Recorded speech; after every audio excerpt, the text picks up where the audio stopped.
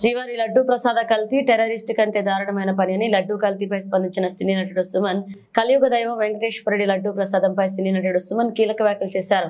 లడ్డూ ప్రసాదంలో కల్తీలకు పాల్పడిన ఎవరైనా వదలవద్దని ప్రభుత్వాన్ని కోరారు. అనంతపురం గుంతకల్లులో ఓ షాప్ ప్రారంభోత్సవానికి వచ్చిన సుమన్ తాను సినిమాల్లో వెంకటేశ్వరుని పాత్ర చేశారని గుర్తు చేశారు. ఈ సందర్భంగా ఆయన మాట్లాడుతూ హిందువుల మనోభావాలు దెబ్బతినేలాగా లడ్డూలో కల్తీ చేయడం నేరమని టెర్రరిస్టులు కూడా ఇంతటి దారుణాలకు పాల్పడే అవకాశం లేదన్నారు. Tirumala laddu very important. కానీ అన్ని మతాల్లో మనకి ఏంటంటే చర్చ్, దర్గా ఉన్నాయి. అక్కడ అన్ని చోట్ల కూడా ఏంటంటే ప్రసాదాలు ఇవన్నీ చేసుకుంటారు.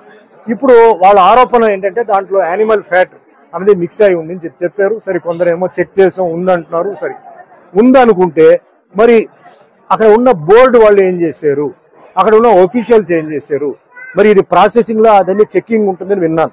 అంటే ట్యాంకర్ రాగానే చెక్కింగ్ ఉంది. మరి ట్యాంకర్ నుంచి ఎట్లా పాస్ అయింది? కాబట్టి ఇది చాలా జాగ్రత్తగా పరిశీలించి ఎవరైతే తప్పు చేస్తారో వాళ్ళని కఠినంగా శిక్షించాలి. ఎందుకంటే అనుమానం ఒక్కసారి వచ్చిన తర్వాత అది అందరి మీద పోతుంది. వాళ్ళు చేశారో లేదో. ఒక ఆఫీస్ లో ఒకటి తప్పు చేస్తే అందరికీ చెడ్డ పేరు వస్తుంది. అది తప్పదు, అది జరగకూడదు. ముఖ్యంగా ఏంటంటే ఇలాంటి భక్తి విషయంలో, దేవుడి విషయం ఏదైనా సరే, నేను చెప్పేది ముస్లిం అయినా, క్రిస్టియన్ అయినా, జైన్ అని ఏదైనా, దేవుడు ప్రసాదం వచ్చి అలా చేయడం చాలా మహాపాపం. అందులో వెంకటేశ్వర స్వామి పాత్ర నేను చేశాను. తిరుమలకు ఈరోజు ఏంటంటే భారతదేశం, ప్రపంచం నుంచి వస్తున్నారు. లడ్డు అంటే అంత ఒక సెంటిమెంట్. ఆ లడ్డు ఎన్నో ఊరికి కొరియర్లు వెళ్తుంది. ఆ లడ్డు అంటే ఒక అది అంటే తింటేనే ఏదో ఆరోగ్యం బాగాలేకపోతే మాకు ఆ లడ్డు తినేసిన తర్వాత మాకు బాగుంది అంటే అంత సెంటిమెంట్ ఉన్న ఒక లడ్డుని అలా చేసే వాళ్ళని వదలకూడదు.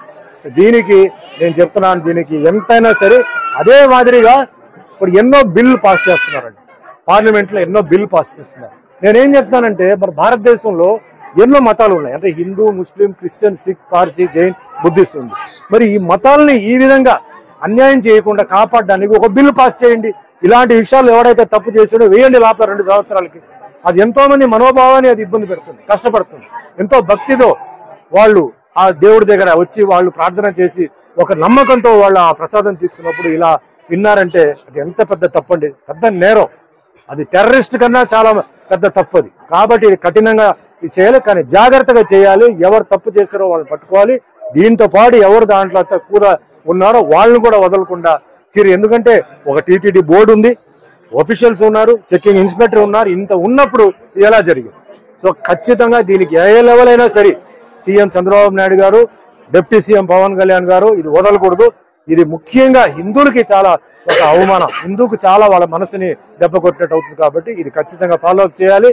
దీన్ని వదలకూడదు. ఎవరైతే చేశారో వాళ్ళని కఠినంగా శిక్షించి వాళ్ళని ఏం చేయాలో ఖచ్చితంగా చేయాలి. దానికి నా సపోర్ట్ ఎప్పుడు ఉంటుంది.